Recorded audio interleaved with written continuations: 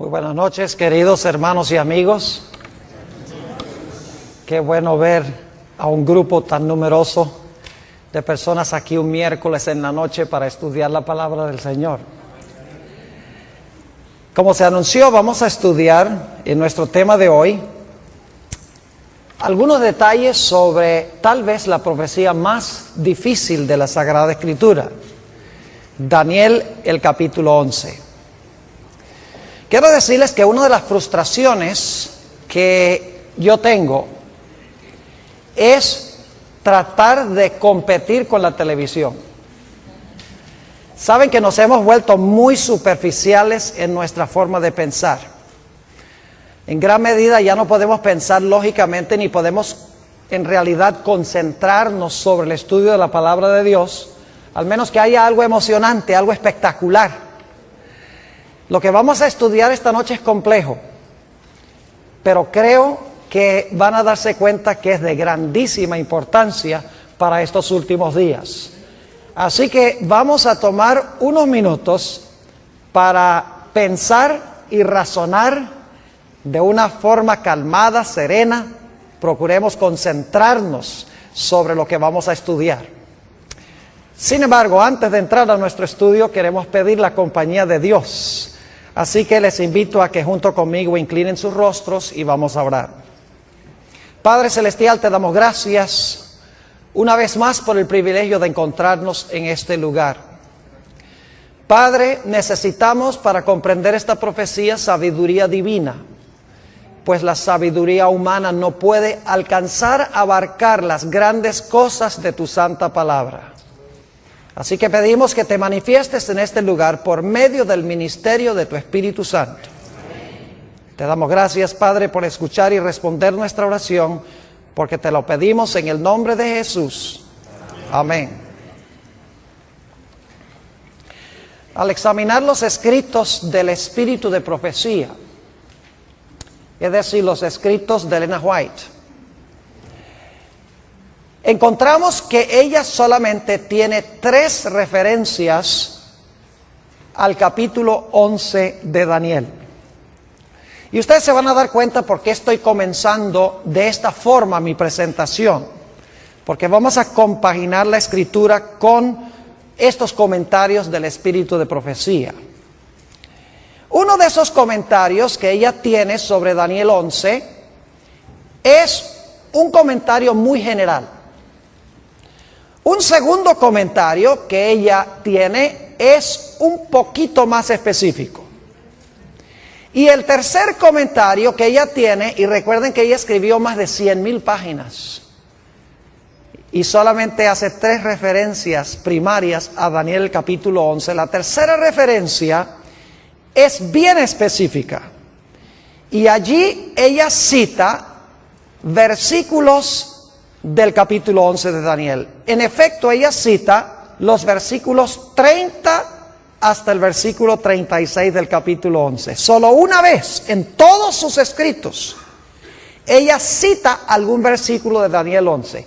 En una cita ella menciona o pone allí en esa cita los versículos 30 hasta el versículo 36. Vale decir que ella nunca menciona los versículos controversiales, que son los versículos 40 al 45. No solo ella no cita estos versículos, sino que no usa ni siquiera el lenguaje de estos versículos. Es decir, la terminología de estos versículos 40 al 45 del capítulo 11, ella no lo usa en ninguna parte de sus escritos. No solo no cita los versículos, sino que no usa la terminología ni el lenguaje. Y esto ha llevado a muchas personas a pensar que ella no tuvo nada que comentar sobre Daniel 11, 40 al 45. Yo quiero en esta noche disipar esa idea. Tuvo mucho que decir de Daniel 11. Aunque los versículos 40 al 45 nunca los cita, nunca usa la terminología del lenguaje, tiene mucho que decir en cuanto a estos versículos. Ahora, quisiera para comenzar leer estas 3 citas que encontramos en los escritos de esta comentarista bíblica. La primera cita se encuentra en Testimonios para los Ministros, un libro que ella escribió a los pastores, página 112. Y aquí, como menciono, es una referencia bien indirecta. Dice allí, la luz que Daniel recibió de Dios fue dada especialmente para estos postreros días. Las visiones que recibió en las riberas del Ulai, ese es Daniel 8, recibió Daniel 8 al lado del río Ulai, y el Hidekel, la visión de Daniel 11 la recibió al lado del Hidekel. Los grandes ríos de Sinar están ahora en el proceso de cumplirse. Y pronto todos los eventos predichos se habrán cumplido. Ahora fíjense que ni siquiera menciona Daniel 11. Sencillamente menciona que las visiones que recibió al lado del Ulai, que es Daniel 8, y la visión que recibió al lado del Hidekel, que es Daniel 11, están en el proceso de cumplirse. Y pronto todos los eventos que se mencionan allí se habrán terminado de cumplir. Ahora, la segunda cita es un poquito más específica. Se encuentra en un tomo que se llama Testimonios para la Iglesia, tomo 9, la página 14. Busqué esta cita en español y no la pude conseguir, así que la traduje. En el libro Testimonies for the Church, tomo 9, página 14, dice ella esto. El mundo está agitado con el espíritu de guerra. La profecía del capítulo 11 de Daniel casi se ha cumplido por completo. Entonces, ¿en qué parte de Daniel 11 estaríamos nosotros hoy? Si la profecía de Daniel 11 casi se ha cumplido por completo, significa que la mayor parte del capítulo se ha cumplido y estamos ¿a dónde? Estamos en los últimos versículos de Daniel 11. Sigue diciendo, pronto las escenas de angustia que se describen en las profecías ocurrirán. Ahora, en esta cita menciona específicamente Daniel 11. Dice que está, en la primera cita dice que Daniel 11 está en el proceso de cumplirse. Aquí un poco más específico, porque dice que la mayor parte de Daniel 11 ya se ha cumplido. Es decir, estamos en las escenas finales de Daniel, el capítulo 11. Ahora, la tercera cita es bien específica. Es la única cita, como les mencioné, a donde ella cita versículos de Daniel 11. Ella cita los versículos 30 al 36. Y quiero leer esa cita. Se encuentra, lamentablemente, está en una fuente que no se encuentra en español, no se encuentra traducido, pero yo traduje esta cita. Se encuentra en un tomo que se llama Manuscript Releases, tomo 13, en la página 394. Son materiales de la hermana White que no se habían publicado antes. Se sacaron más o menos unos 20 tomos con todo ese material que antes no había sido publicado. Por eso se llama Manuscript Releases, tomo 13, página 394. Fíjense lo que dice. No hay tiempo que perder. Nos esperan tiempos angustiosos. El mundo está agitado con el espíritu de guerra. Pronto ocurrirán las escenas de angustia que se describen en las profecías. La profecía del capítulo 11 de Daniel casi se ha cumplido por completo. Hasta ahí es parecido a la cita del tomo 9 de los Testimonios. Pero ahora sigue diciendo, mucha de la historia que ha ocurrido en cumplimiento de esta profecía se repetirá. Pregunta, ¿hay una porción de Daniel 11 que se cumplió ya? Sí.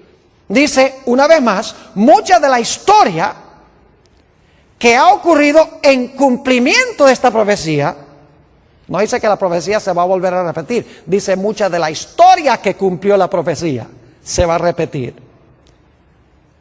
Y luego note lo que sigue diciendo en el versículo, esta cita. Después de decir mucha de la historia que ha ocurrido en cumplimiento de esta profecía se repetirá, ella dice esto: En el versículo 30, ahora va a decir cuál parte se va a repetir de nuevo, cuál parte de la historia de Daniel 11 se va a repetir de nuevo.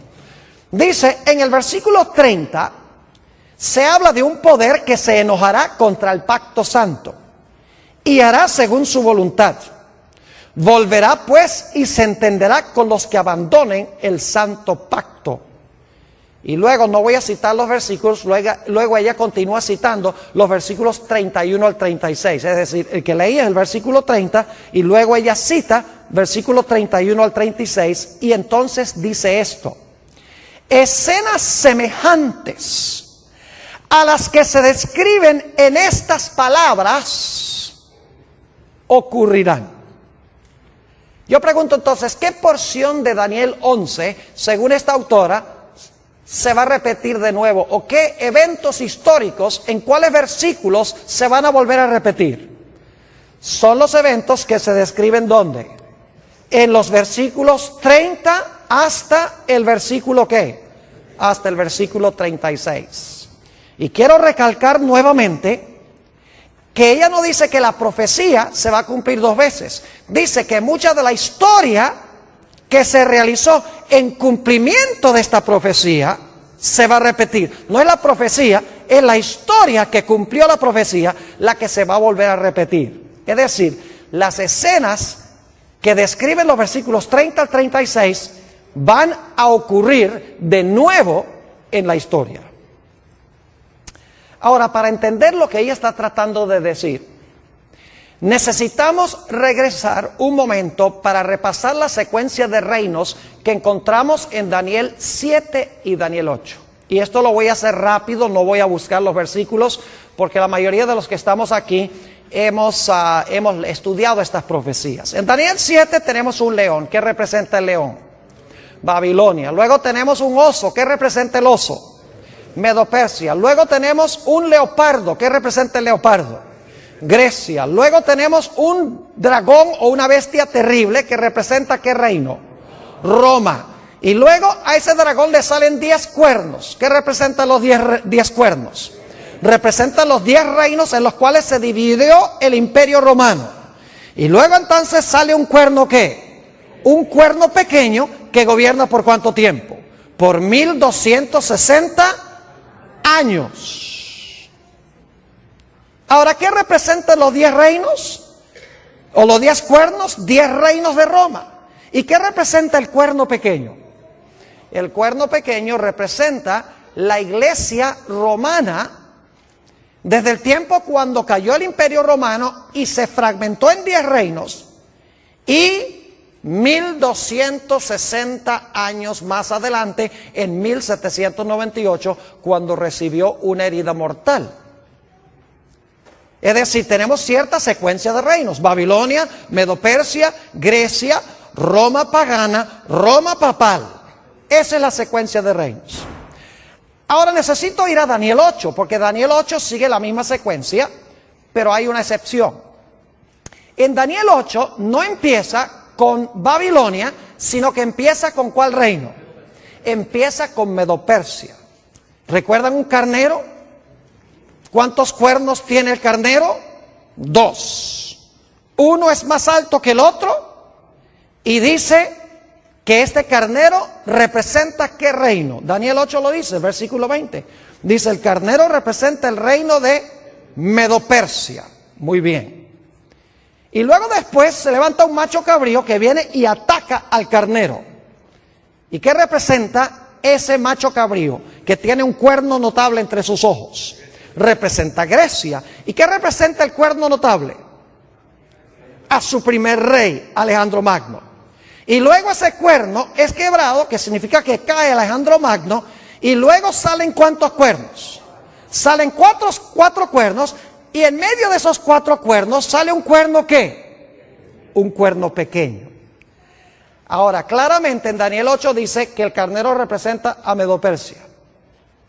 No cabe duda que el macho cabrío representa a Grecia. Su primer rey es Alejandro Magno.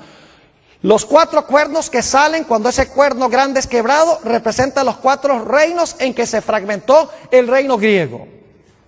Y luego entonces encontramos el cuerno pequeño, que si ustedes estudian con cuidado Daniel 8, van a encontrar que el cuerno pequeño tiene dos etapas.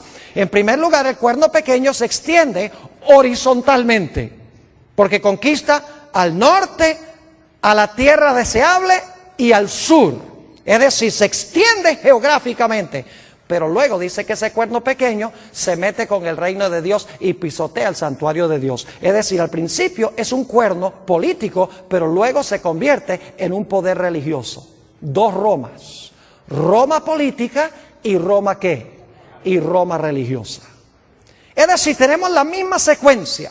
Tenemos, en Daniel 7 empieza con Babilonia, ya. Daniel 8 empieza con Medo-Persia. Medo-Persia, Grecia, Roma política, luego Roma papal o Roma religiosa.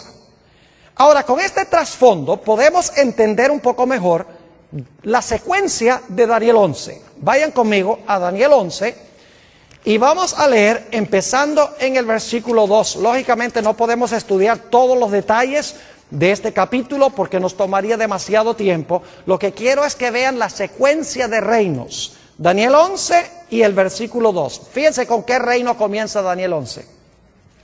Y ahora yo te mostraré la verdad. He aquí que aún habrá 3 reyes ¿en qué? En Persia. Y el cuarto se hará de grandes riquezas más que todos ellos. Y al hacerse fuerte con sus riquezas levantará a todos contra el reino ¿de qué? De Grecia. ¿Con qué empieza Daniel 11? Con Persia. ¿Empezó Daniel 8 con Persia? Claro que sí. Ahora, note lo que dice el versículo 3. Acaba de mencionar el reino de Grecia y dice en el versículo 3, se levantará luego un rey valiente, el cual dominará con gran poder y hará su voluntad. Ese es el cuerno notable en Daniel 8. Pero cuando se haya levantado, su reino será ¿qué? ¿Qué pasó con el cuerno en Daniel 8? Fue quebrado. ¿Y repartido hacia qué cosa? Los 4 vientos. ¿Cuántos cuernos salieron en Daniel 8 después que el cuerno notable fue quebrado? 4, exactamente. Dice, no a sus descendientes, ni según el dominio con que él dominó, porque su reino será arrancado y será para otros fuera de ellos. Es decir, su reino no fue a ninguno que descendió de él. Históricamente eso es cierto. Así que en Daniel 11 empezamos en primero con Persia, luego continuamos con ¿quién? Grecia, el cuerno notable que es quebrado, 4 reinos que se levantan de allí. Y entonces quiero que noten cuál es el siguiente poder. Daniel 11 y el versículo 22, estamos saltando algunos versículos porque solo quiero que capten la secuencia de reinos. Daniel 11 y el versículo 22. Dice, las fuerzas enemigas serán barridas delante de él como con inundación de aguas. Serán del todo destruidos junto con el príncipe del pacto. Ahora esa palabra destruidos mejor se traduce quebrantados. Es decir, ¿quién iba a ser quebrantado? El príncipe ¿de qué? El príncipe del pacto. Ahora yo pregunto, históricamente, ¿quién fue el que quebrantó al príncipe del pacto? ¿Qué imperio quebrantó al príncipe del pacto? ¿Fue quebrantado por quién? Por Roma. ¿Cuál Roma? ¿La Roma papal o la Roma pagana? La Roma pagana. Ahora yo pregunto, si Daniel 11 está siguiendo la misma secuencia de Daniel 8, ¿cuál esperaríamos que sería el siguiente reino? Tiene que ser Roma religiosa, ¿sí o no? Porque hemos visto Daniel 7, Babilonia, Medo-Persia, Grecia, Roma pagana, 10 reinos, cuerno pequeño. Hemos visto en Daniel 8 que comienza con Persia, luego Grecia, el cuerno notable, los 4 cuernos, luego entonces viene Roma en su fase política, luego entonces viene Roma en su fase religiosa. Daniel 11 tenemos lo mismo, tenemos a Persia, tenemos luego a Grecia, tenemos el rey notable, tenemos los 4 cuernos y luego entonces el poder que quebranta al príncipe del pacto, que fue Roma pagana. Es decir, el siguiente reino tiene que ser, ¿cuál Roma? Tiene que ser Roma papal, la Roma religiosa. Ahora vamos a Daniel 11 y vamos a leer aquí algunos versículos para que ustedes vean qué poder se describe aquí. el capítulo 11 y el versículo 31. Y se levantarán de su parte tropas, es decir, de parte de este poder que representa a Roma papal, que profanarán el santuario y la fortaleza, quitarán el continuo y pondrán la abominación asoladora. Yo pregunto, ¿es eso lo que hizo el cuerno pequeño en Daniel 8? Pisoteó el santuario, quitó el continuo, puso la abominación asoladora. Léanlo en Daniel 8. Fue lo que el cuerno pequeño hizo en su fase religiosa. Es decir, esto es paralelo al periodo del cuerno pequeño en su fase religiosa. Versículo 32. Lástima, no tenemos tiempo de estudiar todo esto, porque cada detalle vale la pena estudiarlo. Dice, con lisonjas seducirá a los violadores del pacto, mas el pueblo que conoce a su Dios se esforzará y actuará. ¿Habrá un remanente fiel? Claro que sí. Versículo 33. Y los sabios del pueblo instruirán a muchos, y por algunos días caerán. ¿Quiénes van a caer? Los sabios del pueblo, ¿verdad? ¿Y cómo van a caer? Dice, a espada, a fuego, en cautividad y en despojo. 4 métodos en que iban a caer los fieles de Dios.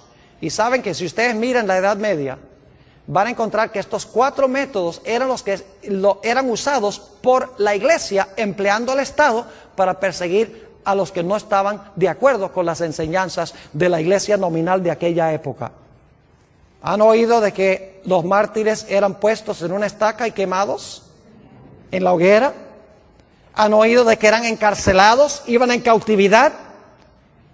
Y los valdenses, por ejemplo, dice la historia que los despojaron de sus propiedades, les quitaron sus propiedades. Es exactamente lo que se describe aquí. Versículo 34. Y en su caída serán ayudados de pequeño socorro, y muchos se juntarán a ellos con lisonjas. También algunos de los sabios caerán para ser depurados y limpiados y emblanquecidos hasta el tiempo determinado, porque aún para esto hay plazo. Y ahora viene el versículo 36, que es vital. Habla del apogeo de este poder.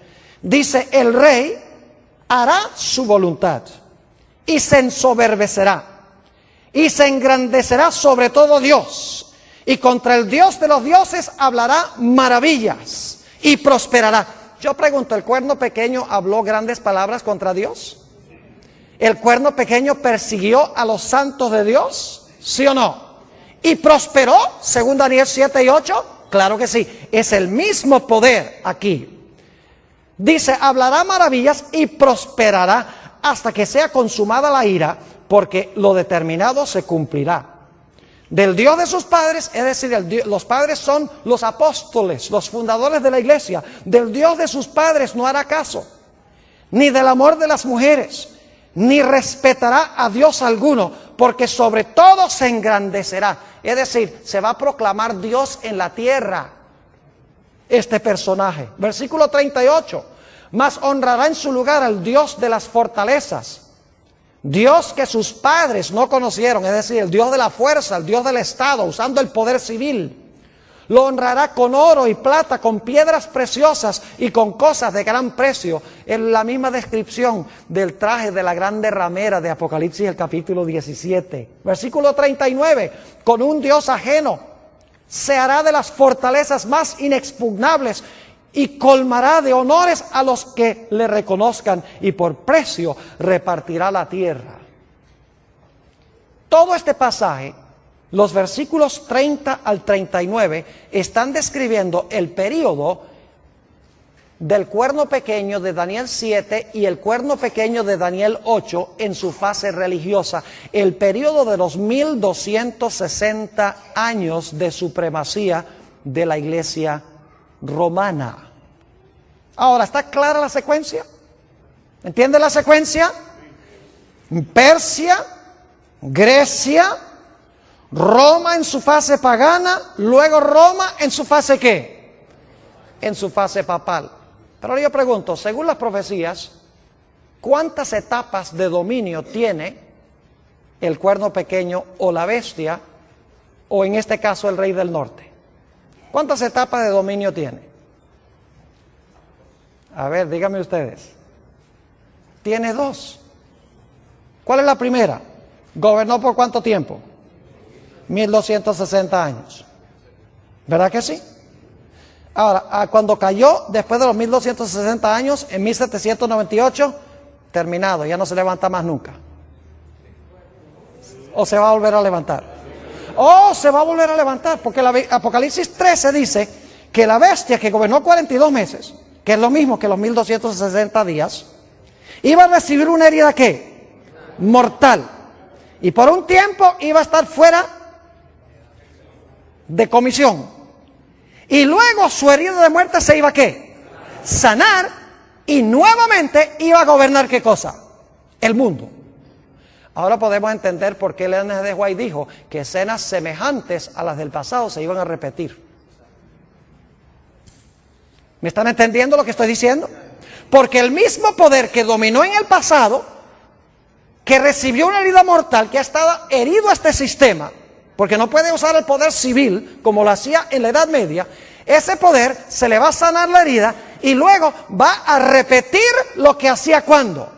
Lo que hacía durante los 1260 años. Por eso es que la autora que leímos dice, nuevamente, leo esta cita, dice, escenas semejantes a las que se describen en este versículo o en estas palabras ocurrirán de nuevo.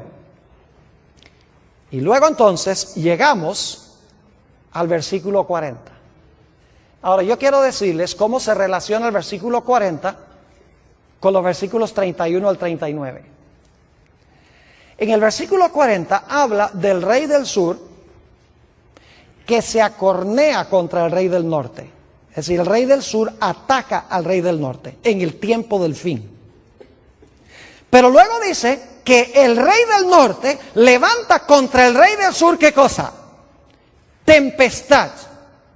Y se lanza contra él. Y si siguen leyendo hasta el versículo 45, se van a dar cuenta que el rey del norte, que dominó durante los 1260 años, versículo 31 al 39, y que recibió una herida mortal por parte del rey del sur en 1798, cuando el rey del sur se acorneó contra él, ese poder dice que va a conquistar al rey del sur y nuevamente va a llegar a tener un dominio mundial, un dominio global.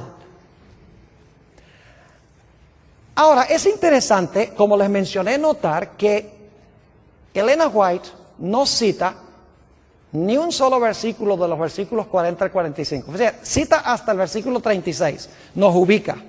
Dice, este es el periodo cuando este poder ejerció su dominio. Pero en cuanto al tiempo cuando se le sana la herida, por lo menos no usa el lenguaje de Daniel 11 y empezando en el versículo 40. Y la gente dice, por lo tanto ella no tuvo nada que decir en cuanto a estos versículos. Ahora, yo quiero decirles que ella tuvo mucho que decir en cuanto a estos versículos. Y se lo voy a demostrar, pero la forma en que lo vamos a hacer es, en vez de estudiar desde el versículo 40 hasta el versículo 45, lo que vamos a hacer es empezar en Daniel 12 y el versículo 2 y trabajar hacia atrás. En vez de ir hacia adelante del 40 a Daniel 12.2, vamos a empezar en Daniel 12.2 y vamos a trabajar deductivamente, vamos a regresar hacia el versículo 40. ¿Entiende lo que vamos a hacer? Ahora, ustedes dicen, ¿por qué va a hacer esto, Pastor Bor? Le voy a explicar.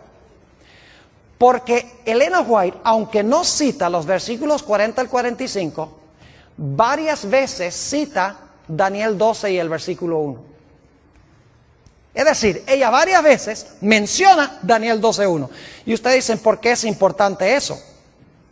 Noten cómo comienza Daniel 12 y el versículo 1.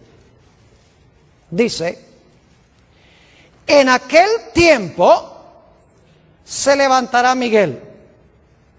La pregunta es, ¿en cuál tiempo se levantará Miguel? ¿A dónde buscaríamos el tiempo que se menciona aquí en el versículo 1? En aquel tiempo se levantará Miguel. Eso nos manda a regresar ¿a dónde? Al capítulo 11. En aquel tiempo se levantará Miguel. Así que si podemos saber a dónde Elena G. de White cita, porque cita también Daniel 12:2, si podemos saber dónde ella cita Daniel 12:2 y Daniel 12:1, entonces lo que viene antes de la cita de Daniel 12:1 debe ser el comentario sobre los versículos 40 al 45. ¿Me están siguiendo o no me están siguiendo? Ahora vamos a mirarlo. Tengo en mi mano este librito que se llama El conflicto de los siglos. Está bien usado. Y a propósito traje un ejemplar bien feo para que lo pongan en cámara, porque así debe estar el conflicto de los siglos de ustedes. No debe estar en papel celofán. Debe estar bien usado. Ahora, lo que yo quiero compartir con ustedes es extraordinario, porque va a mostrarles que Elena G. de White tenía más que sabiduría humana.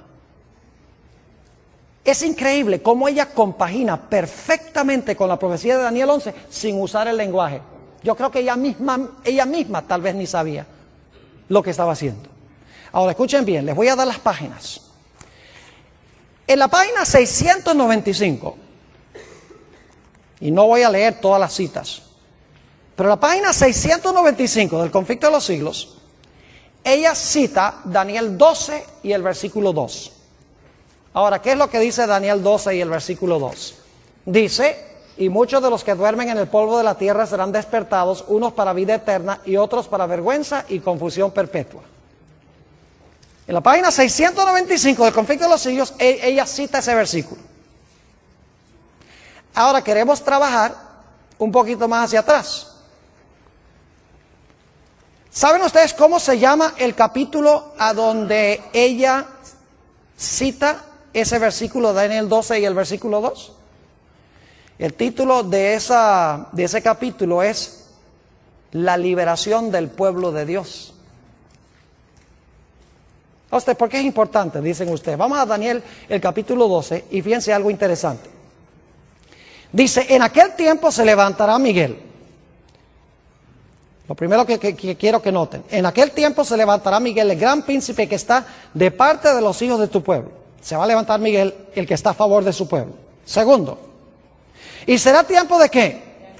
De angustia, cual nunca fue desde que hubo gente hasta entonces.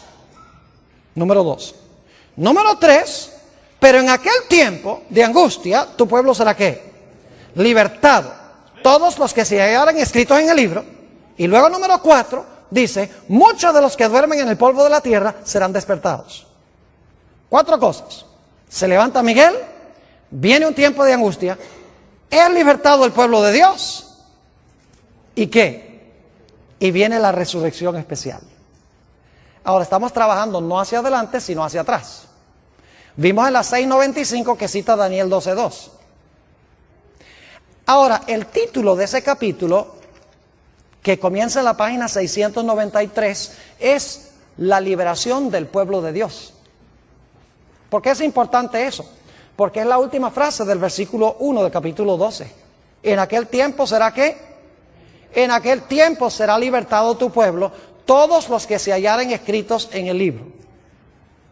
¿Ven lo que estamos haciendo? Daniel 12:2. Luego la última parte de Daniel 12:1 está en la página 693. El título, la liberación del pueblo de Dios. Ahora, ¿qué viene inmediatamente antes de la última parte del versículo 1 de Daniel 12? Dice, ¿habrá tiempo de qué? Tiempo de angustia. Y antes del tiempo de angustia, ¿qué dice? ¿Se levantará qué? Se levantará Miguel. Así que vamos a trabajar un poquito más hacia atrás del capítulo de la liberación del pueblo de Dios. Si vamos al capítulo anterior, a la liberación del pueblo de Dios, a que no adivinan cómo se titula ese capítulo. ¿Y eso por qué? El tiempo de angustia. ¿Y saben con qué versículo comienza Elena G. de White el capítulo sobre el tiempo de angustia? Con Daniel 12 y el versículo 1. ¿Ven lo que estamos haciendo? ¿Sí entienden? Yo les dije que teníamos que pensar esta noche. Tenemos que usar lógica, tenemos que mirar la estructura. Página 695, Daniel 12:2. Página 693, el pueblo de Dios es libertado. En la página, escuchen bien, en la página 671, yendo hacia atrás, está el capítulo que se titula El tiempo de angustia. Y el capítulo comienza diciendo, en aquel tiempo se levantará Miguel, el gran príncipe que está por los hijos de tu pueblo, y será tiempo de angustia cual no hubo desde que existió nación. ¿Qué está pasando con el linaje de White? ¿Tiene algo que decir sobre Daniel 12:2? Oh, sí. ¿Tiene algo que decir sobre Daniel 12:1? Lógico que sí. Ahora yo les pregunto, ¿a dónde esperarían ustedes conseguir los comentarios del linaje de White sobre Daniel 11 y el versículo 40 al 45? A ver, díganme ustedes, ¿a dónde esperarían encontrar los comentarios de ella sobre los capítulos anteriores o los versículos anteriores? ¿Tiene que ser antes de qué página? Tiene que ser antes de la página ¿qué? 671. ¿Sí están viendo lo que estamos haciendo o no? Como ella no tiene nada, no usa el lenguaje, ni cita los versículos 40 al 45, entonces nosotros tenemos que empezar con el versículo que sí cita. 12:2. Y luego la última parte del 12:1. Y luego la primera parte del 12:1. 695, 693, 671. Y esperaríamos que los comentarios de ella sobre el capítulo 11 estén en los capítulos anteriores al capítulo sobre el tiempo de angustia. Ahora quiero que vayamos a Daniel 11, no vamos a estudiar todo yendo hacia atrás, porque yo les digo que si hiciéramos esto, terminaríamos en el conflicto de los siglos, en el capítulo que se titula La Biblia y la Revolución Francesa. Pero claro, no podemos estudiar todos esos capítulos. Nada más quiero lanzarles la idea de cómo estudiar esta profecía. Ahora, noten lo que dice Daniel 11 y el versículo 44. Cuando el rey del norte está en su apogeo, cuando se le ha sanado la herida a la iglesia romana y está dominando el mundo, según la Biblia, dice que algo va a pasar. Versículo 44. Pero noticias del oriente y del norte lo atemorizarán. Otras versiones dicen que nuevas del oriente y del norte lo espantarán. ¿Y qué va a ser como resultado de esas nuevas que vienen del norte y del oriente? Dice, ¿y qué? Y saldrá con gran ira para destruir y matar ¿a qué? A muchos. ¿Captan lo que dice el versículo? Hay ciertas noticias que vienen del norte y del oriente que espantan al rey del norte, y la reacción de él es salir ¿a qué? Salir a matar y destruir. ¿A quiénes? ¿A todo el mundo? En Daniel es el pueblo de Dios. A usted dice, ¿qué es eso de nuevas del oriente y del norte? Bueno, vamos a Apocalipsis el capítulo 7 y fíjense algo muy interesante. Fíjense lo que viene del oriente según el libro de Apocalipsis. Apocalipsis el capítulo 7 y el versículo 2. Vi también otro ángel que subía de donde sale el sol. ¿Qué punto del compás es ese? Del oriente, muy bien. Y tenía ¿qué cosa? El sello del Dios vivo. Y clamó a gran voz a los 4 ángeles a quienes se les había dado poder de hacer daño a la tierra y al mar, diciendo, no hagáis daño a la tierra ni al mar ni a los árboles hasta que hayamos sellado en sus frentes a los siervos de nuestro Dios. ¿Qué es lo que viene del oriente aquí? El ángel que trae ¿qué? El sello de Dios. Es decir, es el mensaje del sellamiento. ¿Y qué es el sello de Dios? El sello de Dios, no lo hemos estudiado esta semana, pero el sello de Dios es el sábado. El sello en la ley de Dios es el santo sábado. Ahí se encuentra el nombre de Dios, su territorio y el oficio. El único mandamiento que tiene las características de un sello. Es decir, este mensaje que viene del oriente es el mensaje del ¿qué? Del sellamiento. Bueno, ¿y las noticias que vienen del norte qué?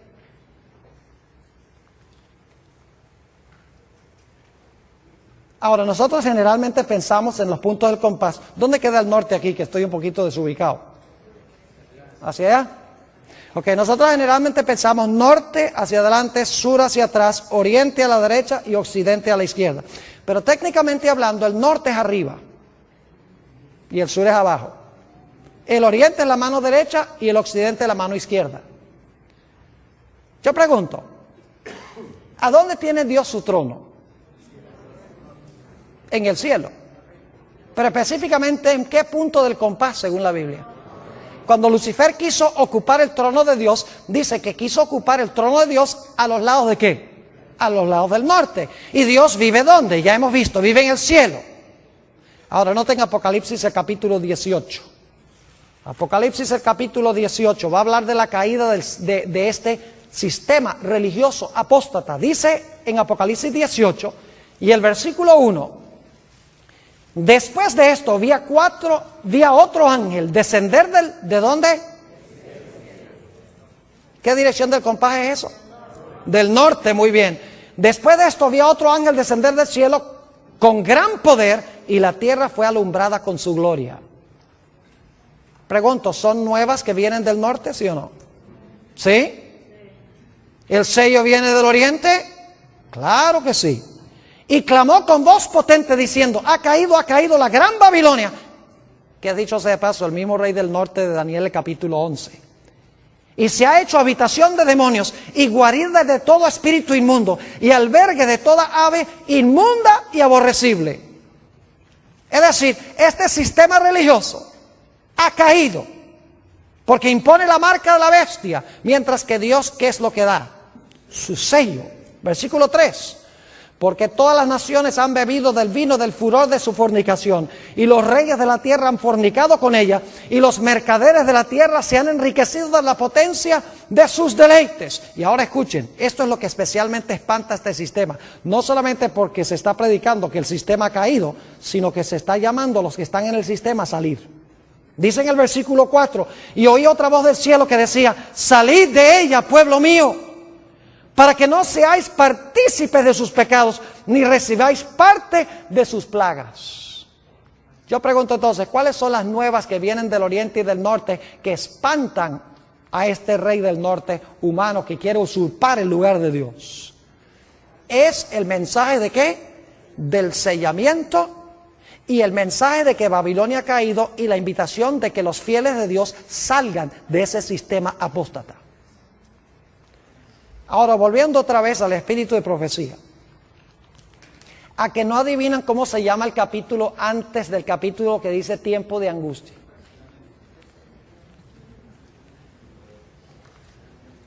¿Sabe cómo se titula? El mensaje final de Dios. ¿Y saben con qué pasaje comienza Elena G. de White ese capítulo? En la página 661. Después de esto vi a otro ángel descender del cielo con gran poder, y la tierra fue alumbrada con su gloria. Cita Apocalipsis 18 y el versículo 1 al 4. ¿Y saben qué más dice en ese capítulo? Dice en primer lugar que los poderes del mundo unidos, el protestantismo apóstata, con la iglesia romana y con los reyes de la tierra, están imponiendo por ley la observancia del primer día de la semana. Mientras que el pueblo de Dios, dice allí, con rostros iluminados, está yendo y proclamando que Babilonia ha caído y que la gente debe recibir el sello de Dios, debe guardar el sábado como señal de su lealtad a Dios. Y dice ella allí que como resultado del mensaje que proclama el pueblo de Dios, para usar una buena expresión puertorriqueña, los poderes religiosos del mundo se van a enfogonar contra el pueblo de Dios. Yo pregunto, ¿es lo mismo que encontramos en el versículo 44? Claro que sí. Solo que ella no está usando el lenguaje, pero sí está describiendo los eventos sin usar el lenguaje. En un momento le voy a explicar por qué no usó los versículos ni usó la terminología. Hay una razón especial por la cual no lo hizo. ¿Están entendiendo lo que estamos haciendo? Página 695, Daniel 12:2. Página 693, la última frase de Daniel 12:1. Tu pueblo será libertado. Página 671, se levantará Miguel y habrá tiempo de angustia. Página 661, el mensaje que viene del norte, del cielo, de que la gente salga de Babilonia, y el mensaje del sábado, del sellamiento, de recibir el sello del Dios vivo y la ira que tendrá el mundo religioso contra aquellos que reciban el sello de Dios. Ahora yo quiero preguntar, ¿a dónde esperarían ustedes conseguir lo que Elena G. de White tiene que decir sobre los versículos antes del versículo 43? O antes del versículo 44. ¿Dónde esperarían conseguir los comentarios de ella? ¿Antes de qué página? Antes de la página 661. Y si tuviese tiempo, que no lo tengo, iríamos hacia atrás en el conflicto de los siglos y veríamos que Elena G. de White, en su orden cronológico exacto, describe los eventos que se encuentran en los versículos 40, 41, 42 y 43. La única razón por la cual nosotros nos hemos movido de adelante hacia atrás es porque no podemos empezar en el versículo 40 porque Elena G. de White no tiene referencia a ese versículo. Ni el 41, ni el 42, ni el 43, ni el 44, ni el 45. Pero sí tiene Daniel 12:1. Entonces uno, si cita Daniel 12:1 y dice, en aquel tiempo se levantará Miguel. Entonces, aquel tiempo son los versículos anteriores y trabajamos hacia atrás. Y descubrimos que ella está siguiendo el mismo orden que encontramos en Daniel capítulo 11 sin emplear la terminología. Así que si ustedes quieren saber lo que significa la profecía de Daniel 11, lo único que tienen que hacer es empezar leyendo el conflicto de los siglos en el capítulo que se titula La Biblia y la Revolución Francesa, que es cuando el rey del sur, Francia, el ateísmo, se levantó contra Roma papal, llevó cautivo al papa y le quitó su poder civil, del cual no se ha recuperado todavía. Y luego siguen leyendo los capítulos y van a encontrar cómo ella describe que poco a poco este poder va a recuperar otra vez su trono. Y se va a unir con los protestantes, que es la tierra gloriosa que se menciona en Daniel 11, 42 y 43. Ojalá tuviera tiempo de hablar de la tierra gloriosa, que representa el protestantismo, especialmente como se encuentra en los Estados Unidos. Y dice que se van a unir con los poderes civiles del mundo, como pasó durante la Edad Media. Y su herida mortal se va a sanar y nuevamente va a recuperar el poderío en el trono del mundo. Yo pregunto, ¿cuadra eso con el panorama que presentan las profecías? Recibió una herida mortal en el tiempo del fin. Por un tiempo estuvo inactiva, pero luego su herida de muerte, que fue ¿qué? Sanada. Y se maravilló los Estados Unidos en pos de la bestia. No, Estados Unidos también, pero en realidad se maravilló toda la tierra en pos de la bestia. Ahora alguno dirá, pero Pastor Bor, ¿por qué es que Elena G. de White, si tiene esta interpretación, por qué razón es que ella nunca cita los versículos? ¿Por qué ni siquiera usa la terminología? Es que ni las palabras las usa. ¿Por qué es que ella describe los eventos sin usar las palabras simbólicas? Le voy a explicar. Porque en nuestra iglesia, alrededor del tiempo de los 1870, el editor de la revista adventista del Review and Herald era Uriah Smith. Y Uriah Smith, en esa década de los 70, cambió la interpretación de la iglesia adventista del Rey del Norte. Empezó a enseñar de que el Rey del Norte no era Roma religiosa, sino que era Turquía, que no cuadra con Daniel 11. Y el esposo de Elena G. de White, Jaime White, él decía, no es Turquía, es Roma religiosa, siguiendo la secuencia de los reinos en todos los capítulos. Queda claro de que el rey del norte es el mismo cuerno pequeño, es Roma papal. Y Jaime White y Uriah Smith se pusieron a pelear y estaban dividiendo la iglesia. Ahora, la hermana White sabía que esa profecía no era verdad presente para esa época, porque estaba lejos de los eventos que estamos viendo cumplirse en el mundo hoy. Esta profecía sí es verdad presente para ahora, pero en esa época no. En esa época, hace 120 años, hace 130 años, en realidad no era vital definir en ese momento quién era el rey del norte y dividir a la iglesia. Así que Elena G. de White dijo, voy a ser sabia. En vez de tomar la parte de mi esposo y que todo el mundo diga, claro, es el esposo. Porque ella sabía que el esposo tenía razón. Y ella dice, lo que voy a hacer es describir lo que dicen esos versículos sin usar la terminología. Y algún día alguien inteligente va a descubrir lo que hice.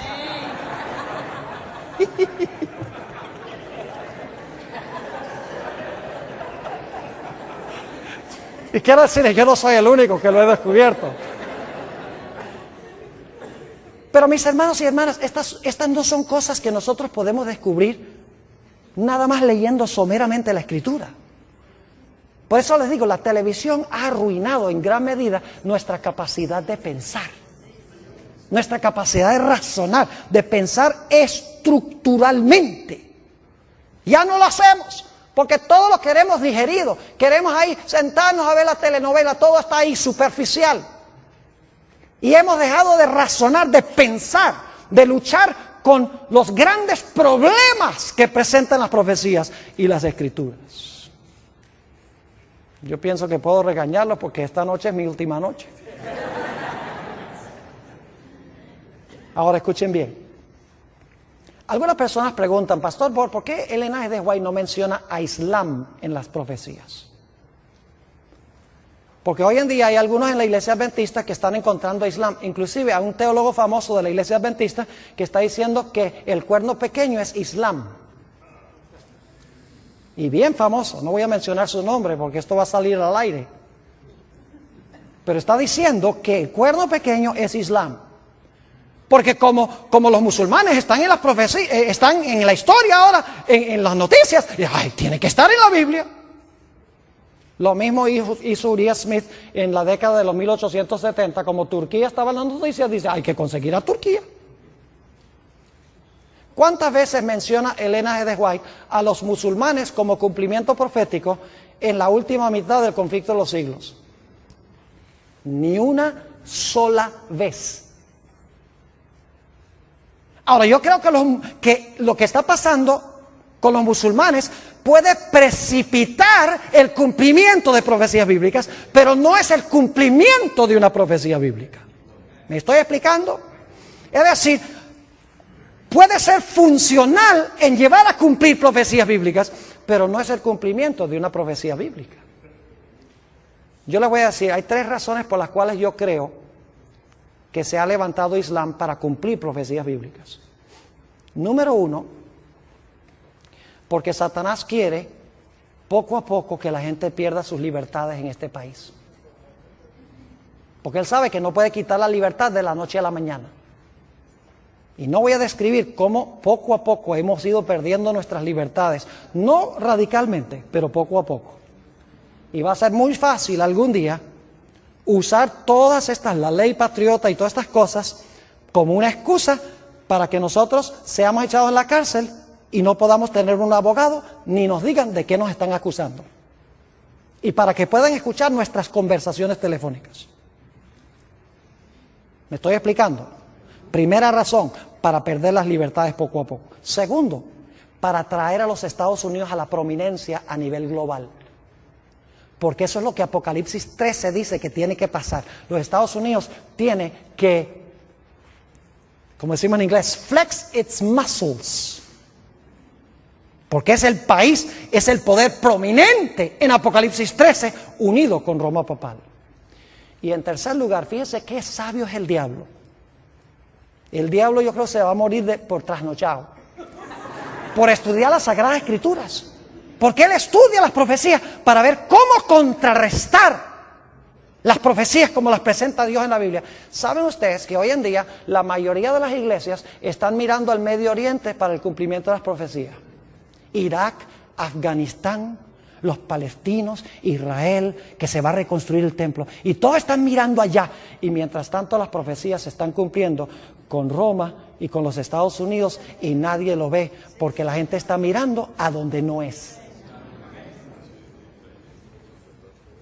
Así que Islam es funcional en el cumplimiento de las profecías bíblicas. No cabe duda, pero no es el cumplimiento específico de alguna profecía bíblica. ¿Les ha quedado claro lo que estudiamos esta noche? Es sencillo, no es complicado. Mis hermanos y hermanas, apreciadas visitas, necesitamos, por el poder de Dios, sentarnos a estudiar las Escrituras profundamente con oración. No conformarnos con lo superficial. No venimos a la iglesia a que nos entretengan o a gozar. Hoy en día esa es la moda en la iglesia. Ay, que me den mucha música y muchos adornos y muchas cosas. Creo en la música, gloria a Dios, es un apoyo. Pero nunca sustituyamos los adornos por el mensaje. Estamos viviendo en tiempos tremendos. Y ojalá que Dios nos ayude a entender estas profecías y que estemos en el lado correcto en el gran conflicto.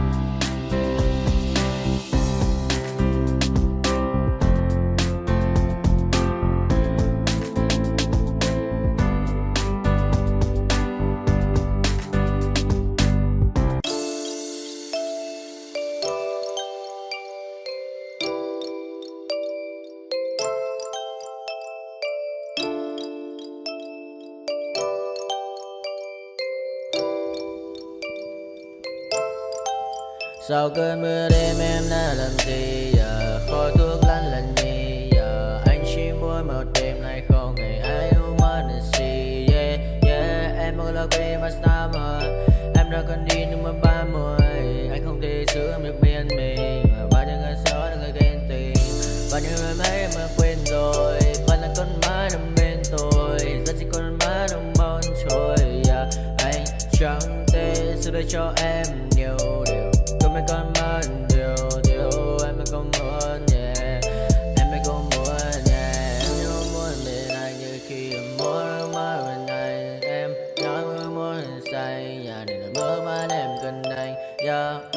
Bao năm mơ chỉ cần nói sai đến nay em còn ngồi mãi chỉ cần nói bao năm sau và em muốn đêm nay em đã trôi đã biển qua cảm xúc như cơn mưa kia đang biển tối.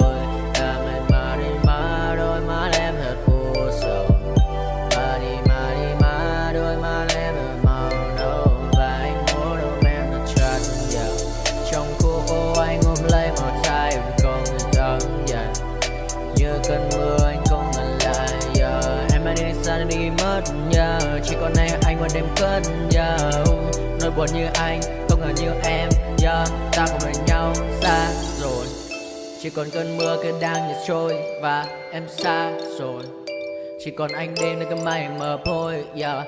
Mắt anh đã mở đi mascara, môi hồng như Evergrande yeah. Bạn em như cậu AK, pháo hoa là ta ta ta ta.